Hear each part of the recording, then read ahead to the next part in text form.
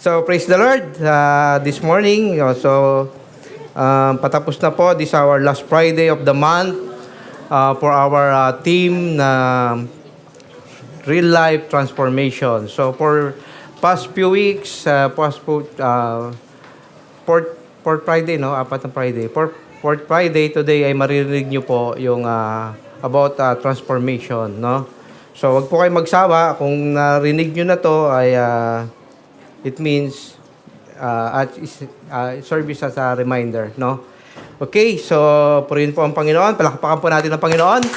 So, praise the Lord. At kita ko yung mga maaliwalas na mukha, no? Amen. So, mag-aaral po tayo ngayong umaga. At ang ating pong pag-aaralan, okay, transformation. Okay, sa 2 Corinthians chapter 3 verse 18, pwede po tayong tumayo lahat. Okay, at basahin po natin ng sabay-sabay. And we all with unveiled face, beholding the glory of the Lord, are being transformed into the same image from one degree of glory to another. For this comes from the Lord who is the Spirit. Let us pray. Hallelujah, Lord Jesus. Thank you, Lord God, for this morning. Thank you po, Lord, sa kalakasan na ibinigay mo po sa amin, Lord. This morning, we want to invite the Holy Spirit to be in the midst of us, Panginoon. Lord, cleanse us for all our unrighteousness, Panginoon. Lord, buksan mo ang aming puso at isipan, Panginoon, Lord God. Lord, linisin kami. Cleanse us with your blood, Panginoon, Lord God. So, malayang kumilos ang banal na Espiritu sa aming kalagitnaan. Salamat po, Ama. Kami po'y buksan mo, Panginoon, ang aming spiritual eyes and spiritual ears, Panginoon, na we may see what you want to tell us this morning, Panginoon. Thank you, Father. Thank you, Lord God. In Jesus' name we pray. Amen. Amen. Okay, pwede na po tayo makaupo. Okay, sa ating pong teksto, hindi ko na po patatagalin dahil medyo mahaba po ang ating pag-aaralan ngayon. Alam ko, parang 20 po yung slides ko. No? Sa ating text, basahin ko po ulit sa inyo. And we all, with unveiled face, wala nang takip, no? Beholding the glory of the Lord, we are being transformed into the same image from one degree of another to another. One degree of glory to another. For this comes from the Lord who is the Spirit. We are transformed from what? We are transformed from glory to the image of the Lord Jesus Christ. Hindi po transformations about from worse to worse, no? It is from bad things or bad things or something like that to good things, and then suddenly from not so beautiful but becomes too pretty, no? Para bang paganda ng paganda, from glory to glory, tayo po ay binabago ng Diyos. Paano po nangyari? Sabi dito, dahil wala nang talakbong, no? Binaba na ng Diyos ang kanyang glory. Tayo malaya na nakakapasok sa kanya. Sa verse 14, sabi dito, but the people's mind were hardened to this day whenever the old covenant is being read. At the same veil covers their mind so they cannot understand the truth. And this veil can be removed only by believing in Christ. And po, because we are all believers of Christ here, lahat tayo, no? We are believers of Christ? Say amen. Amen. So, kaya hindi nabubuksan or something like walang transformation kasi po, they're not believing in Christ. Amen? Transformation will start in knowing the truth. Without the truth, there's no transformation. Amen? Naniniwala po ba kayo doon? Yes. We cannot transform ourselves na maging mabuti o maging kalugod-lugod sa harap ng Diyos without believing in Christ, without the faith in Christ. Amen? It will start in knowing the truth. Sabi sa John 17:17, sanctify them in truth. Your word is truth. Paano tayo masasanctify? no? Sa pamamagitan ng katotohanan. And sabi din dito sa John 8:32, you will know the truth, and the truth will set you free. Set you free from what? From the bondage of sin. Amen? Jesus is the truth and is the only way to the Father. And we need to open our hearts to God's grace. What's this God's grace? By His grace, we are saved through faith. No? Because the Father gave His only begotten Son. Amen? That is His grace. Jesus Christ died for us. So, we start in knowing the truth. So, how can we find the truth? Okay, ito na po, through Jesus Christ.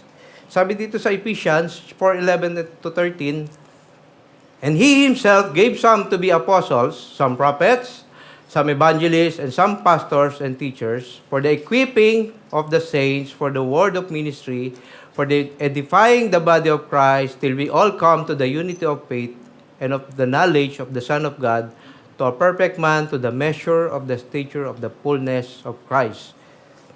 So, our foundation came from, of course, the truth, the word of the Lord, written, given through the apostles, through the prophets.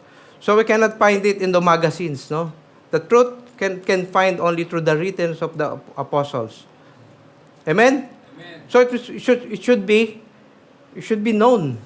Kasi pag hindi natin alam, paano natin pag tayo magkakaroon ng foundation? Bakit natin kailangan magkaroon ng foundation? Sa verse 14, that we should no longer be children, tossed to and fro, and carried about with every wind of doctrines. Kasi magiging magulo. Marami tayong paniniwalaan kung wala tayong foundation. By the trickery of men, in the cunning craftiness of deceitful plotting, but speaking the truth in love, may grow up in all things into Him who is head, which is Christ. Amen? Amen. We need a mentor to teach us about Christ.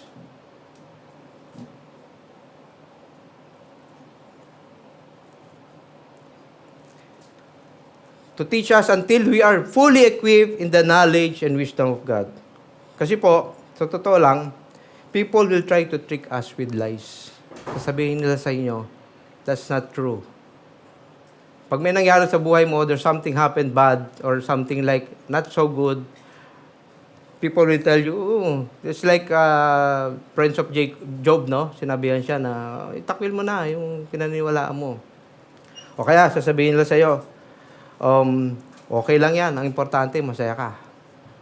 What is meaning of anything if you're just alone and lonely and just left behind? No? Sabihin na, basta masaya ka, okay na yan.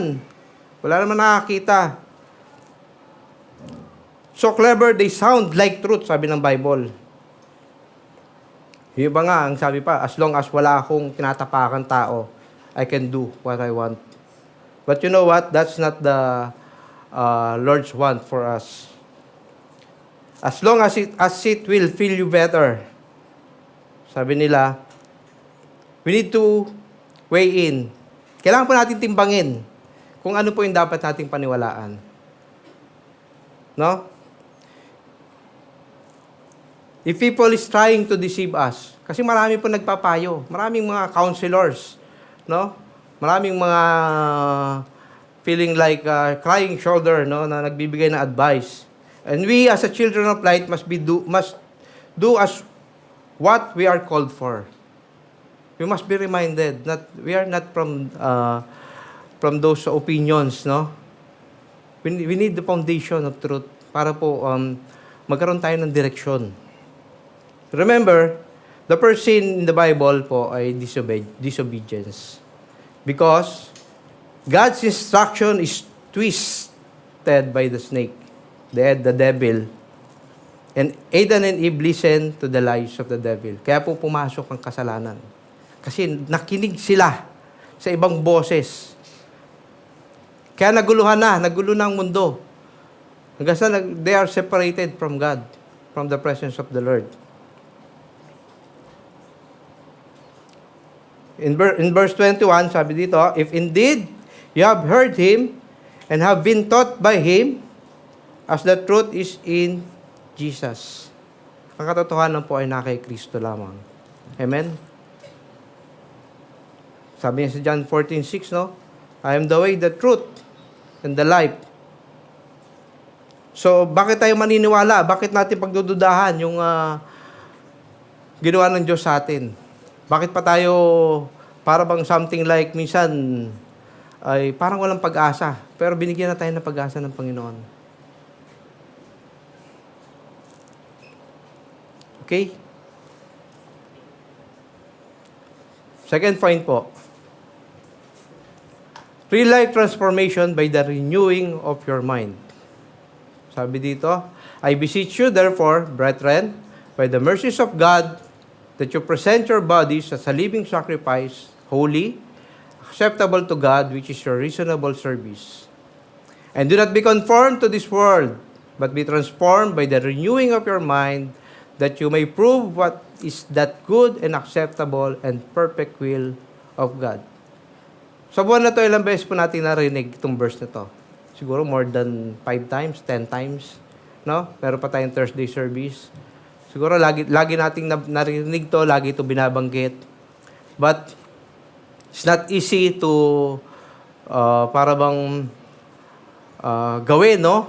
Kasi for us, it is really impossible. But meron pong paraan ng Diyos to make it possible.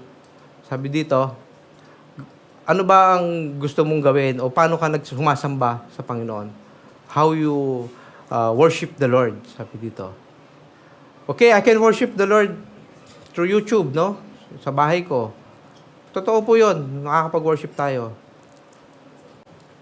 Sabi dito, present your bodies as a living sacrifice,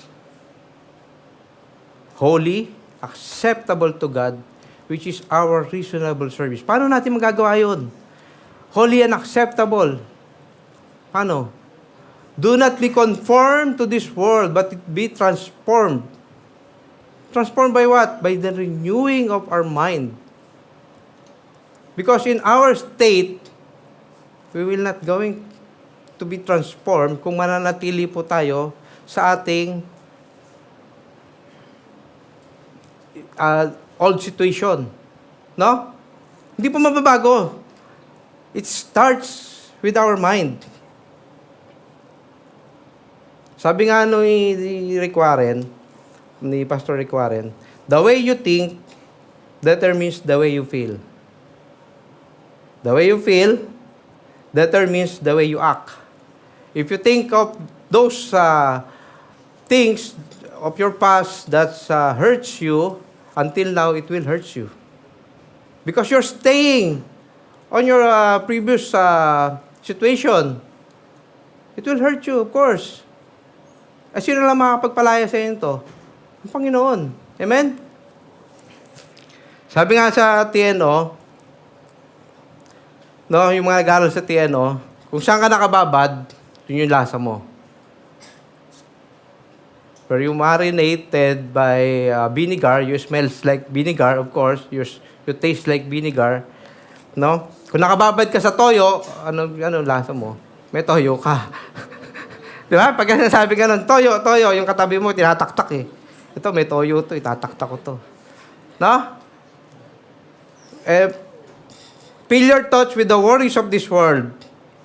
You will become a warrior. Is that true? Totoo po yun. Mag-worry ka, especially for those war that's happening no? Sa ibang mga kalapit lugar natin. But fill your thoughts with the wonderful things that God has done for you. Then you will become an overcomer. Like Christ who overcomes the world. Lagi nating isipin, sabi ng Panginoon, kung sa movie, nanonood tayo ng movie, di pa natin alam yung dulo. Teka, parang namatay yung bida, pangit na to. Kasi, Kasi naasahan mo, maganda yung katapusan eh. May mga ganun eh. Tapos ayoko nang panoorin to. Minsan, di ba, yung basketball nga, pag natatalo yung team mo, pinampas pa yung TV eh. No? Pero itong mundo, alam na natin yung end eh. Alam natin yung katapusan ng buhay natin eh. Now, we can overcome the world. And, even death, Christ overcomes the world and even death couldn't contain Him.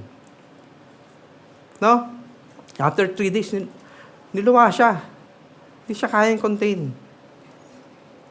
At sino man nakipag-isa kay Kristo, kahit kamatayan, ay mapagtatagumpayan. Amen po? And we all know, mamamatay tayo sa katawan lupa, but our soul and spirit will be with the Lord. Amen?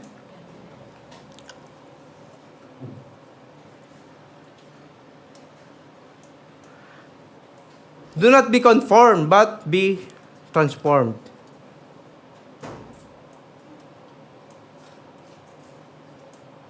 Okay?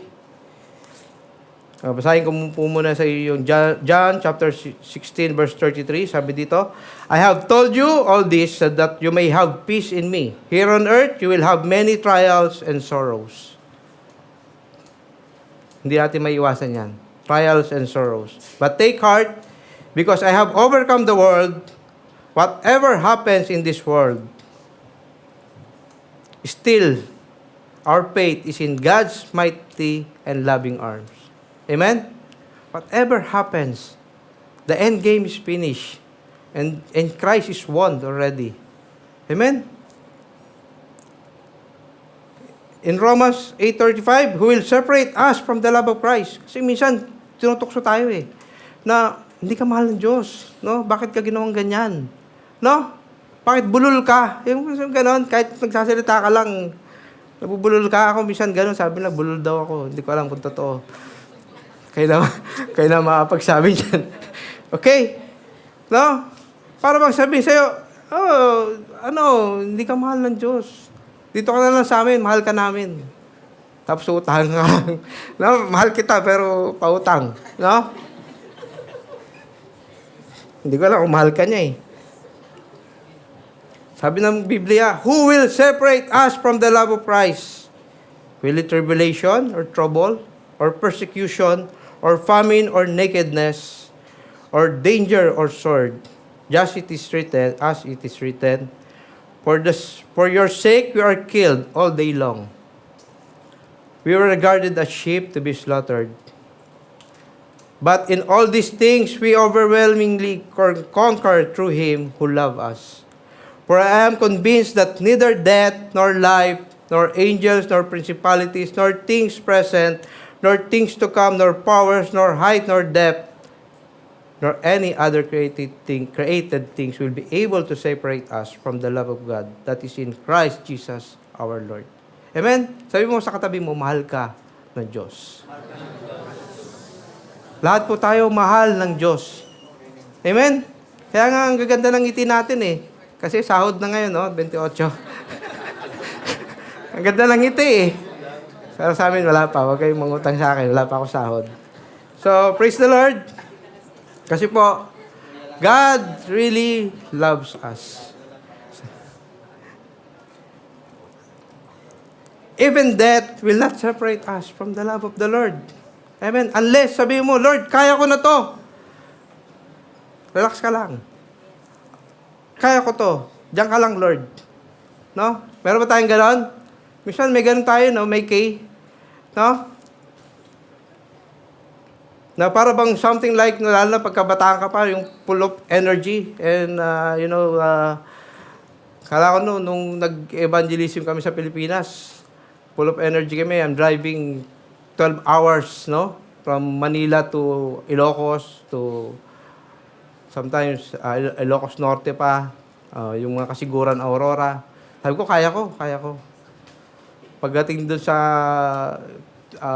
destination, yung lalagnat ka na, may sakit ka na. Kasi, there's a limitation ating katawan. But, kahit na nasaan ka, in every situation of your life, dumadanas ka man ng mga pagsubok, naroon po ang Panginoon. Naniniwala ba kayo doon? Because the Lord wants to change our perspective. The Lord wants to change, even those other people, they call it difficult person in our life, o kaya yung para bang mahirap intindihin na tao. You cannot change his attitude, sa totoo lang. But you can change the way you approach this guy.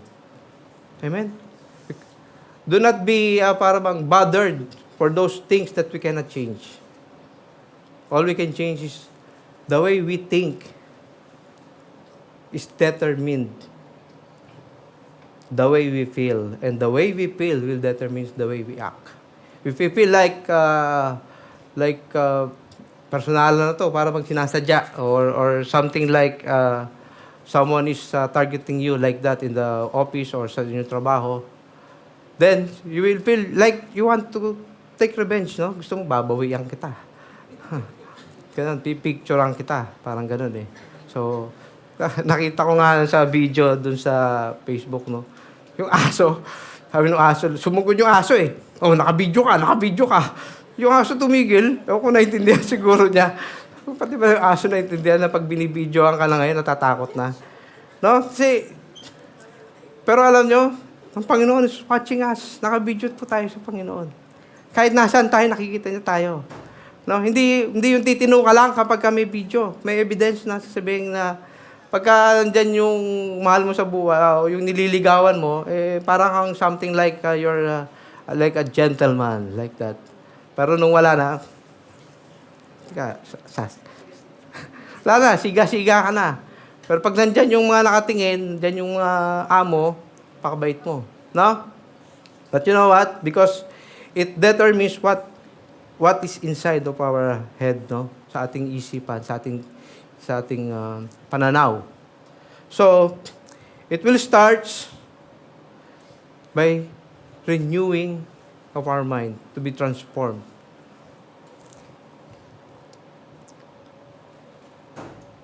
Okay? 1 Peter chapter 1, verse 13 to 14. So prepare your minds for action and exercise self-control. Put your hope in the gracious salvation that will come to you when Jesus Christ is revealed to the world. So you must live as God's obedient children. Don't slip back into your old ways to living to satisfy your own desires. You didn't know any better then. Prepare our minds. Okay? Parang ang bilis ko. Okay? Pangatlo. Mabilis nga ako. Natin na, Pastor. Okay, real life transformation. Ito, medyo tatagal po tayo dito. Strip off your old self and put a new one. There will be no transformation if we are still living on our old self, on our old nature. Naniniwala ba kayo doon? Or transformation to the worse. Kung mananatili ka in your old nature, you will transform from bad to worse. But if you want to transform from glory to glory into the likeness of God, we need to strip off our old self and put a new one. 2 Corinthians 5:17. This means that anyone who belongs to Christ has become a new person. The old life is gone, and the new life has begun. Those who belong to Christ, sabi nga na, those who have faith, they put their faith in Christ, there must be changes. Or something we called it, sabi ng Bible, there's an argument about faith alone saves. And faith without works is nothing. No? Kaya may argumento yan eh. Hanggang ngayon po, arguments yan, sa totoo lang. But still, I believe, faith alone saves. If you have faith in God, there's an evidence. There's no need to put just, I have faith, kailangan dagdagan ko to ng work. No? Actually, it's not us to make the works. No? It is the fruit of faith so we can have the evidence of faith. What is the evidence? The new life that's begun knowing the truth, knowing Christ is within us. Amen? Kasi po hindi po pwedeng sabihin natin na we are in Christ, pero yung ginagawa natin is the exact opposite of what the Lord's teachings. Amen? Pwede ba yun? It's just like this, yung kanta nung araw, no? Tubigat Langis. Sino ba kumanta nun? Si Sharon Cuneta ba yun? No? Sabi, tubigat langis. Ganon. You cannot. Ano ba ito? Paghaluin. Hindi mo pwedeng, hindi sila pwede maghalo. They still, even if you put it on one bottle, it will separate. No? What is heavier will go down. Kaya nga sa sasakyan, no, yung mga marunong sa sasakyan, when your engine mixed with the oil and water, it will broke. Just like this, the old life and the new life. It will not go with the, I'm in my new life now, and then after Friday, or sabi nga nung last preaching, I heard it about Thursday night, I need to prepare for a Friday service, so the other guys will going to exercise like golf, no? Not today, my friend, because tomorrow I will go to church. Make it Saturday. No? Not today. Make it Saturday, so we can. So I can repent for 5 days. I will ask the Lord. Is that acceptable? Na para bang niloloko po natin ang Diyos at niloloko po natin ating sarili. It's not acceptable to the Lord that we will say you are in your new life, and then suddenly you're coming back to what you before you are called by the Lord.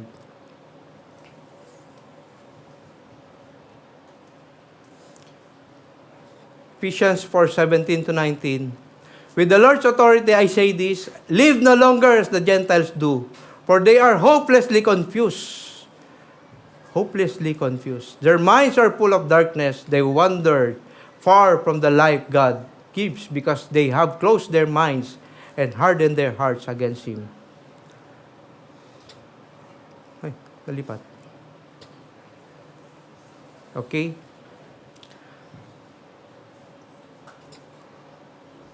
Ito ang pinakamahirap na mangyayari po sa isang Kristiyano o sa isang tao.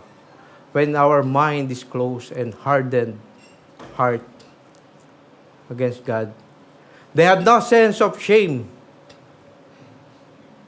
They live for lustful pleasure and eagerly practice every kind of impurity. Huwag na kayong tumulad doon sa mga hintil na hindi nakakakilala sa katotohanan. Hopelessly confused, sabi dito.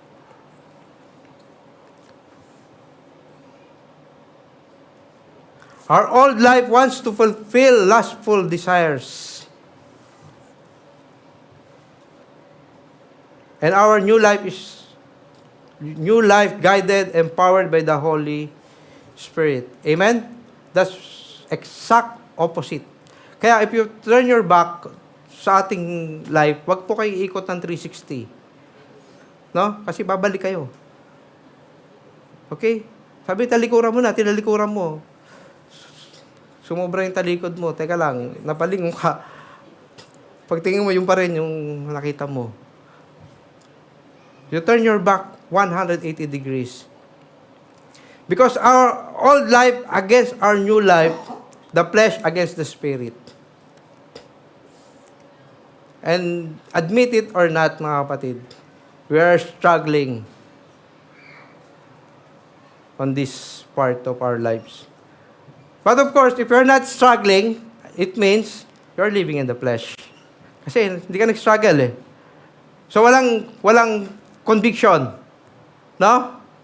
But until it will you repent that you cannot overcome the flesh.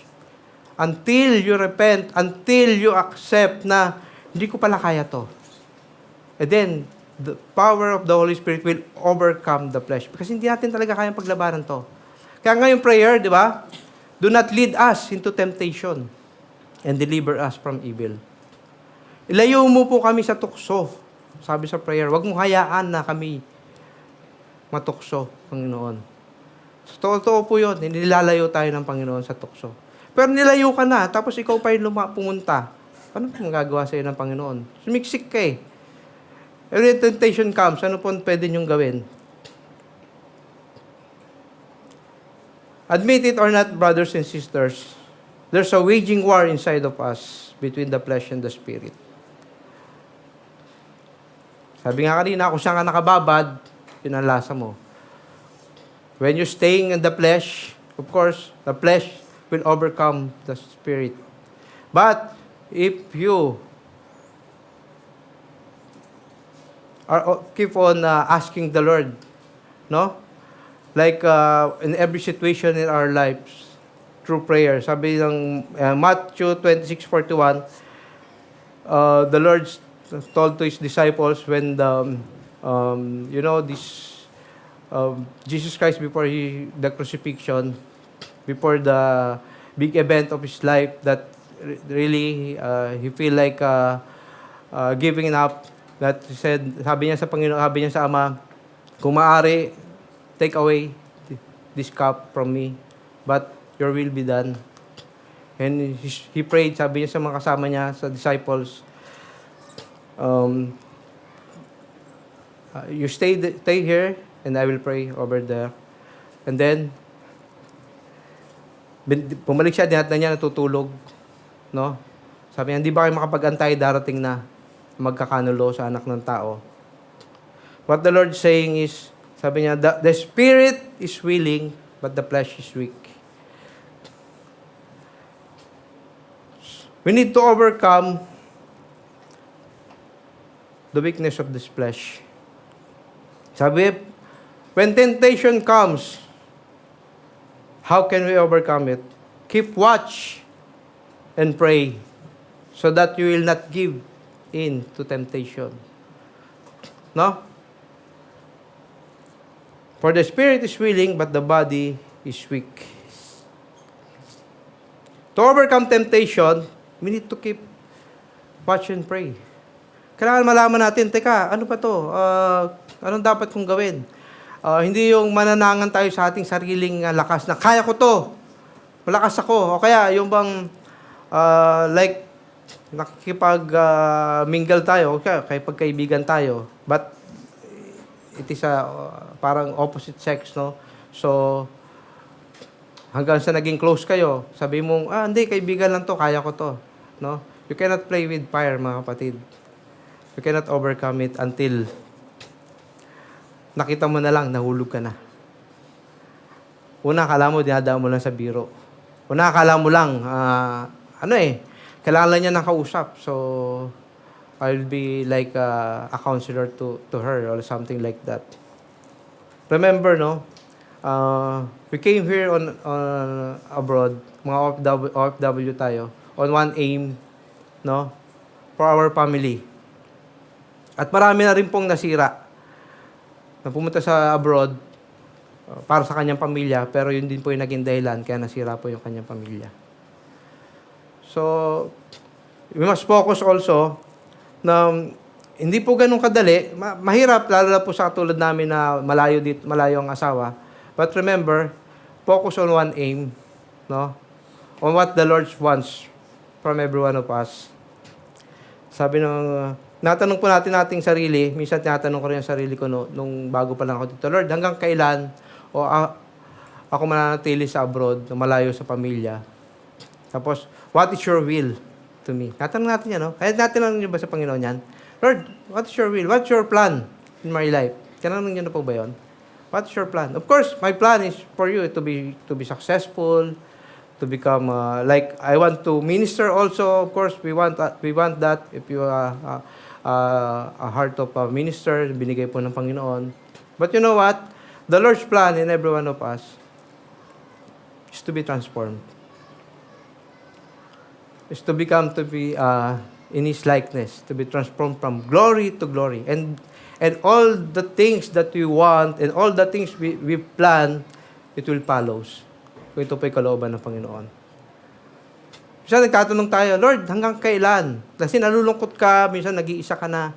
You want to give in to the temptation kasi para bang wala namang nagmamahal sa'yo. Minsan gano'n, no? Meron ka pang drama sa buhay, no? No? Lalo na pag di ka na tinawagan ng mag-ina mo, parang kala mo nag-iisa ka na. Do not give in to temptation because yun po yung mga schemes of the devil. Kailangan alam mo din yung mga gawa ng kaaway.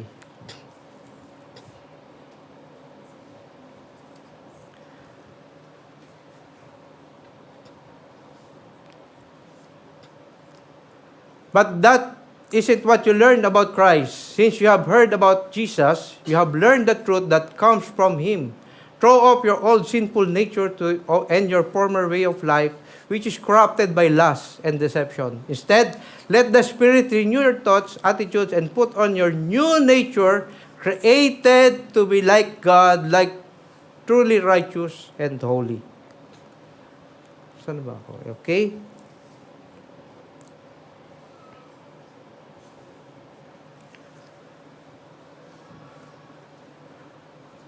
Throw off your old sinful nature and your former way of life, which is corrupted by lust and deceptions.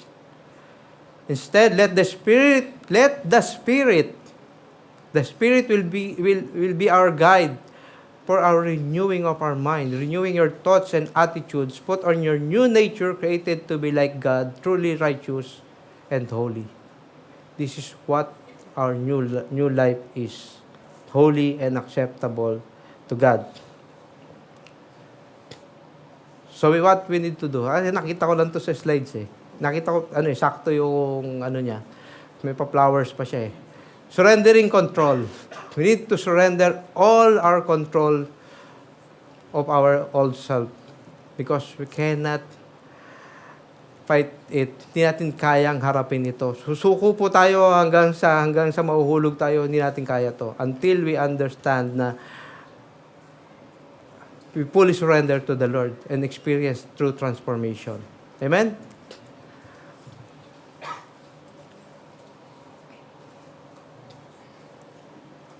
I say then, walk in the Spirit, and you shall not fulfill the lusts of the flesh.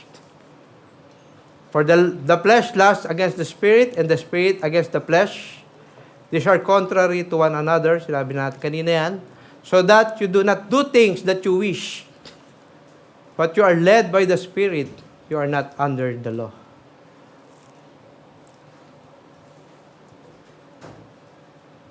How? We must walk in the Spirit, and you shall not fulfill the lusts of the flesh.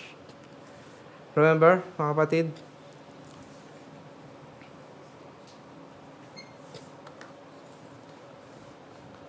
Meron akong nakita dito sa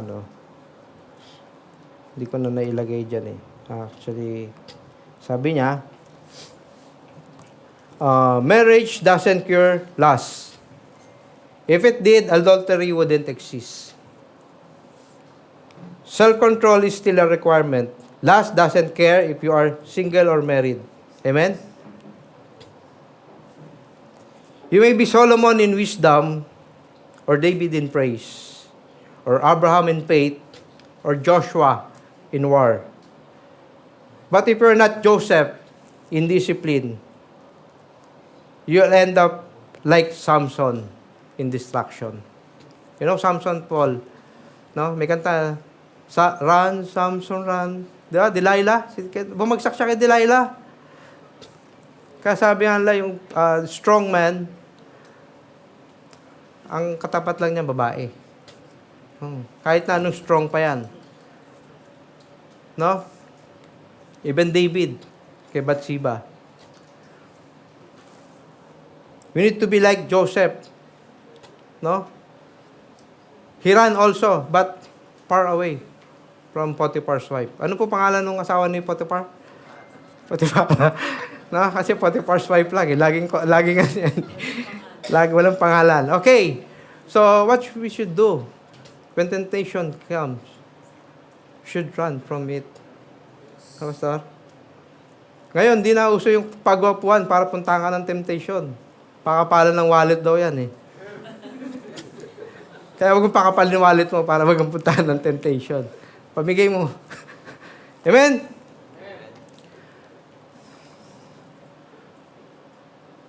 Yon, the tension of opposites. Lagi po naglalaban yan between the flesh and the spirit. There's a tension. But remember, when we feel like that, when we feel like anger is rising on us, like you feel like para bang hindi algabyado ka, something like you're treated na unfairly, no? Or like someone mistreated you, someone like you need to revenge or something, anger or something like pag yung emotion mo na ay nagtatense na, what you should do? You should pray, no? We should pray. Kasi alam mo na ito na yung last, ito na yung laman. Ito na yung paghamon na hinahamon ako nito, yung pagkalalaki ko, parang gusto kong bawian. No. Lagi po nangyayari sa atin ito, lalo sa trabaho, no? Lalo pagka ibang nationality, hindi natin magkaintindihan, language barrier, something like that. When temptation comes, mga kapatid, we should pray. Patapos na tayo. Romans 8:5-6. For those who live according to flesh set their minds on the things of the flesh, but those who live according to the Spirit, the things of the Spirit.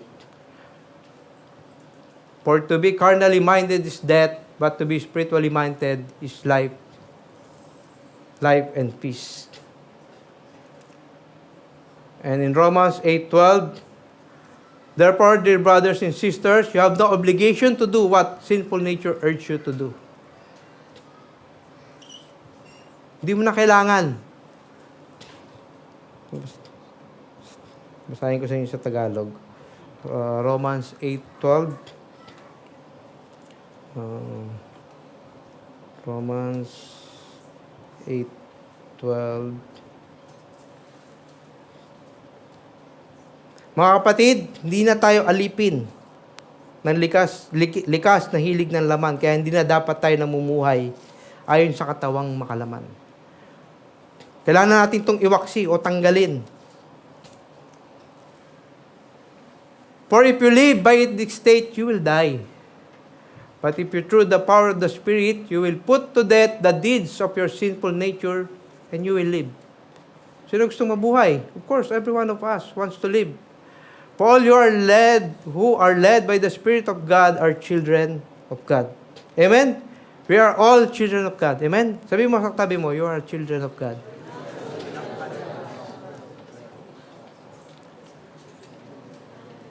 Love is the driving force of transformation. Do you believe on that? If you feel like you are loved by the Lord, that He died in behalf of you, and what Jesus Christ has done for you and for your families, of course, para bang kahit ibigay mo pa nga yung buhay mo, kulang pa eh. But if you love, then it will drive you to real transformation.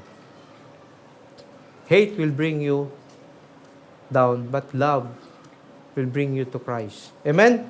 Because Christ loves us first.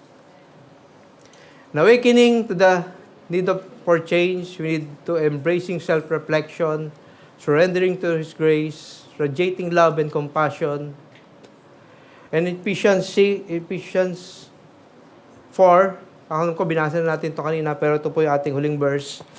If indeed you have heard Him and you have been taught by Him, that as the truth is in Jesus, put off your concerning your former conduct, the old man which grows corrupt according to the deceitful of lust. Be renewed in the spirit of your mind, and that you put on the new man which created according to God in true righteousness and holiness. Actually, mga kapatid, transformation is a process of sanctification. We need to go through it. Without sanctification, there's no holiness, mga kapatid. Transformation is a process of sanctification. The process of growing in Christ-likeness through the ongoing works of the Holy Spirit. And sanctification means to sanctify. Literally means to set apart for special use or purpose. Every one of us is need to be set apart for His purpose. That is to make holy and sacred. Marami tayong gusto sa buhay, marami tayong plano. But you know what? It starts with this. The transformation na nais ng Panginoon. It starts with this and then everything will follows. It is to make us holy and sacred. Hindi po ganun kadali. But parang sa atin ay napaka-imposible. But with God, this is possible. Because binigay na niya ang banal na Espiritu sa atin. Therefore, sanctification refers to the state of process of being set apart. Amen po? Pwede po tayong tumayong lahat. So, let's make this song na para bang magpalinis tayo sa Panginoon. Lord, we need the power of the Holy Spirit to overcome our old life, Panginoon. Lord, we need your truth. We need the power of Jesus Christ. The power of Christ who died on the cross on our lives, Panginoon. Lord, to overcome sin, to overcome death, Panginoon, Lord God. Lord, we're surrendering out to you, Panginoon, sa umagang ito, Panginoon, Lord God. So, hindi namin kaya ang paglabanan ng lahat ng ito. It is you will overcome this, Panginoon, Lord God. Lord, teach us your ways, Panginoon, Lord God. So, ito po ay magliwanag sa aming daraanan. It will be our light on our path, Panginoon, Lord God. And show, Panginoon, what is in our hearts, Panginoon, so we can confess it all to you, Panginoon, Lord God. For all of those unrighteousness in our hearts, Panginoon. Bless us this morning, Panginoon, Lord God. And to have the real transformation, Panginoon, in our lives towards your likeness, your glory, Panginoon. Thank you, Father, this morning. We need the baptism of the Holy Spirit today, Panginoon. Give us, Panginoon, Lord God, the fire, Panginoon, Lord God, na binigay mo po 2,000 years ago sa iyong mga alagad, Panginoon, Lord God. The same fire, Panginoon, the desire to follow you, Panginoon, Lord God. The desire to listen to you, to your voice, Panginoon, Lord God. The desire to have an intimate relationship, personal encounter to you, Panginoon. Lord, bless your people, bless your church, Panginoon, Lord God. And for those who listening online, bless them too, Panginoon, Lord God. Lord, thank you, Father. Thank you, Lord God. Alam po namin na kumikilos ang inyong banal na Espiritu sa aming kalagitnaan. Salamat po for your intervention, Panginoon, Lord God. And please remind us every day, Panginoon, Lord God, that it is you who will work with us, Panginoon, within us, Panginoon, Lord God, that we will overcome the world, Panginoon, overcome everything that will going to happen to us, Panginoon, because you are with us, Panginoon, Lord God. Lord, please remind us every day, Panginoon, Lord God, sa aming buhay. Salamat po, Ama, sa umagang ito. Patuloy mo po kaming samahan sa buong maghapon na ito, Panginoon. Sa pangalan ni Jesus, Panginoon, bless us, Panginoon. In Jesus' name we pray. Amen, amen.